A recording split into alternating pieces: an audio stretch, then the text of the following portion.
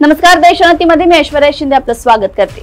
सीबीएसईच्या विद्यार्थ्यांसाठी महत्त्वाची बातमी समोर आली आहे। सीबीएसईची 10वीची परीक्षा विद्यार्थ्यांना वर्षातून 2 वेळा द्यावी लागणार आहे। या बदलामुळे विद्यार्थ्यांना नवीन परीक्षा पद्धतीला सामोरं जावं लागणार आहे।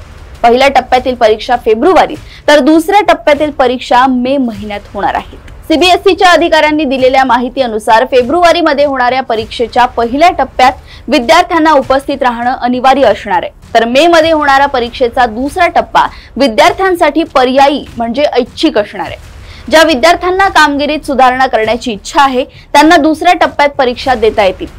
केंद्रीय माध्यमिक शिक्षण मंडळानं म्हणजे सीबीएसईनं 10वी साठी वर्षातून 2दा बोर्ड परीक्षा घेण्याच्या निकषांना मान्यता दिली आहे। या परीक्षा पद्धतीची शिफारस नवीन राष्ट्रीय शिक्षण धोरणात म्हणजेच NEP मध्ये करण्यात आली आहे। फेब्रुवारी मधील पहिल्या टप्प्याच्या परीक्षेचे निकाल एप्रिल आणि दुसऱ्या टप्प्यामधील परीक्षेचे निकाल जून मध्ये जाहीर केले जातील। विद्यार्थ्यांना परीक्षेचा दुसरा टप्पा ऐच्छिक असेल, त्यामध्ये विद्यार्थ्यांना विज्ञान, गणित, सामाजिक विज्ञान आणि भाषा यापैकी कोणत्याही 3 विषयांमध्ये कामगिरी सुधारण्याची संधी मिळेल।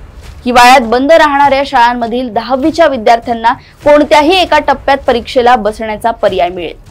त्यानुसार शैक्षणिक सत्रादरम्यान अंतर्गत मूल्यांकन फक्त एकदाच केलं जाणार आहे। सीबीएसईनं फेब्रुवारीमध्ये नवीन परीक्षा पद्धतीबाबत सर्वांकडून अभिप्राय मागवण्यात आले होते। बोर्ड परीक्षांमध्ये विद्यार्थ्यांकडून खूप उच्च अपेक्षा ठेवल्या जातात, त्यामुळे शैक्षणिक वर्षात सर्व विद्यार्थ्यांना 2 वेळा परीक्षा देण्याची परवानगी दिली जाणार आहे।